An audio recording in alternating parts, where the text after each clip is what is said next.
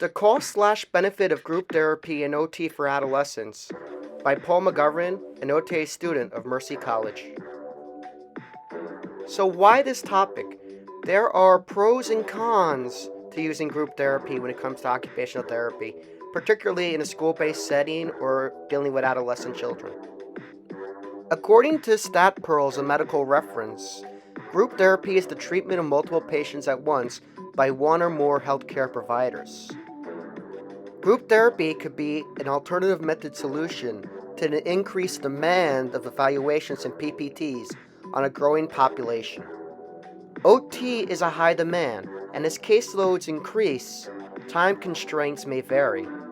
Combining sessions is a time saving strategy that can foster collaboration, social participation, and competition, as well as making OT playful/fun. Who says OT can't be fun?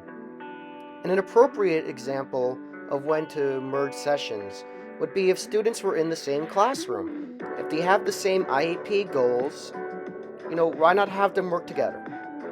They're right there, take them. Students can collaborate by doing word searches, finding answers, and finding spelling mistakes in a paragraph.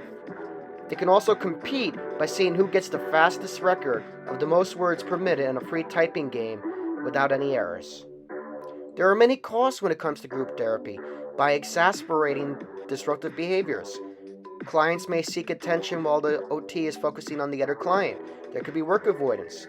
And when it comes to fun, OT isn't all just play, there has to be some work. Oh no, I said the W word. Now, Patricia Maschenhinter of the BU Journal of Graduate Studies and Education went into greater depths on certain myths facing group therapy.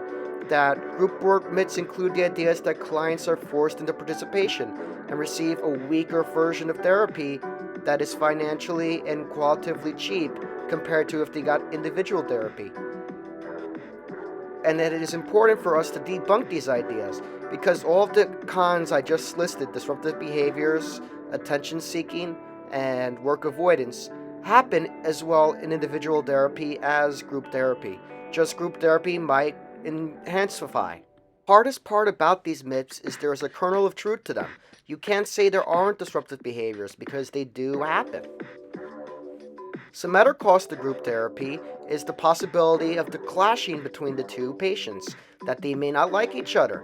There is also the risk of confidentiality being broken, that they will speak to fellow students or fellow teachers about what happened in OT or how someone behaved. It's important to try and get this out there to the students about confidentiality. We don't want group partners making fun of other group partners' work limitations and skills. Now, we all have stories about when therapy goes wrong or a bad session. One particular example of a therapy that did not work was when two students were fighting over a yoga ball. They just could not share. Imagine you're in therapy and this happens.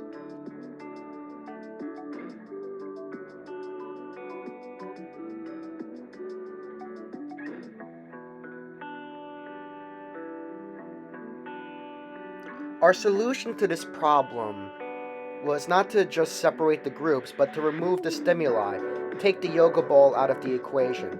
The next session came, and there was no yoga ball. We said that it went on vacation. Here we can see it buried or hidden in the sand. And, well, the students cooperated. They did their proper work, and then a few sessions later, the yoga ball returned. Now, Jonathan A. Guttmacher said that disruptive behaviors are actually an advantage to therapy. He said that compared to individual therapy where students just work, the clients they might act differently if other students are there. And then when it comes to a classroom setting, the teacher's attention is on multiple students, not just the one. So you get to see work avoidance, you get to see disruptive behaviors, you get to observe. In short, there is no universal answer to is group therapy good or bad. Sometimes it is, sometimes it isn't. While you wouldn't want to combine a group session of a 5th grader and a kindergartner, maybe you could find a reason. I mean, it's all up to you. Therapy is what the students and the OT make of it.